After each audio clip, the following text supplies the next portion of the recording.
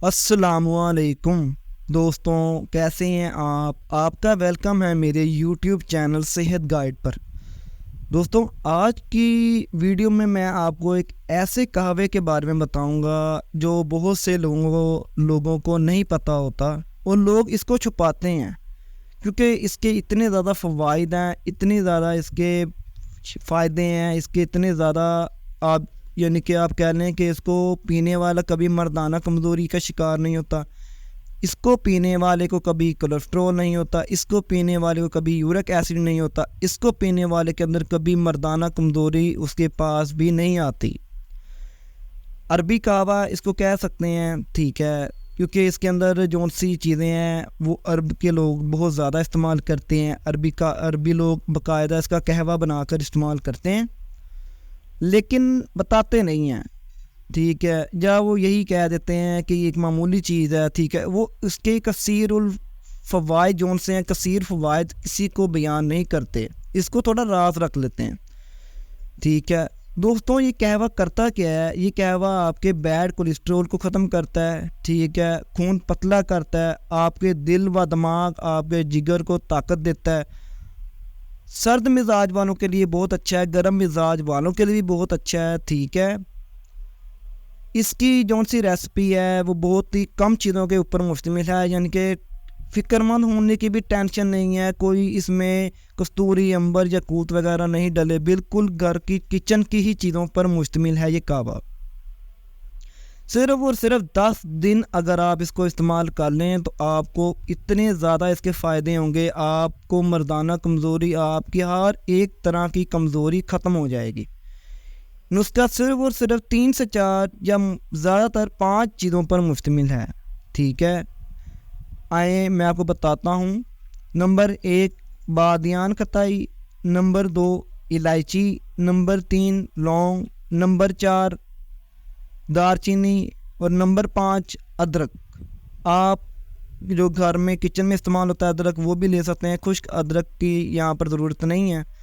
आपने करना क्या है, आपने एक अगर कप बनाना है तो आपने रात को 1 कप पानी के अंदर 2 लौंग, 2 इंच लंबा दारचीनी का टुकड़ा, 2 से 3 सब्ज़ छोटी इलायची, 2 बादियान खताई के छोटे छोटे फूल और 1 से 1.5 इंच का आपने टुकड़ा ले लेना है अदरक का।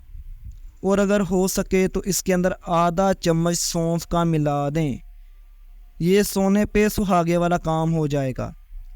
आपने 1 कप पानी में भिगो दिया इन सब चीज़ों को। सुबह आप उठें, नमाज वगैरह पढ़ें, अल्लाह का शुक्र अदा करें, आधा कप आपने पानी का पी लेना है ताकि आपको हाजत वगैरह खुलकर आ जाए। आपने नमाज पढ़ने के बाद थोड़ा सा पानी पी लिया, उसके बाद आपने एक पैन के अंदर इसको डालकर, इसके आपने 1 कप पानी डाला था, इसके अंदर आपने 1 कप पानी और डाल लेना है। इसको अच्छे तरीके से जोश देना है, इतना इसको पकाना है कि 2 कप पानी डाले थे, 1 रात को आपने भिगोने के लिए डाला है, वो आपने गिराना नहीं, वो आपने इस तरह पानी समेत ही चीज़ें आपने पैन के अंदर डाल के पकानी है। और उसके साथ 1 और कप भी पानी का डालना है, ठीक है, ताकि जो हमारी चीज़ें हैं उनका रस, उनकी रूह, उनका जो सारा असर है वो अच्छे तरीके से निकल सके, ठीक है। उसके साथ आपने अच्छे तरीके से इसको पकाना है, इतनी देर पकाना है 15-20 मिनट के 2 कप पानी का 1 कप पानी रह जाए,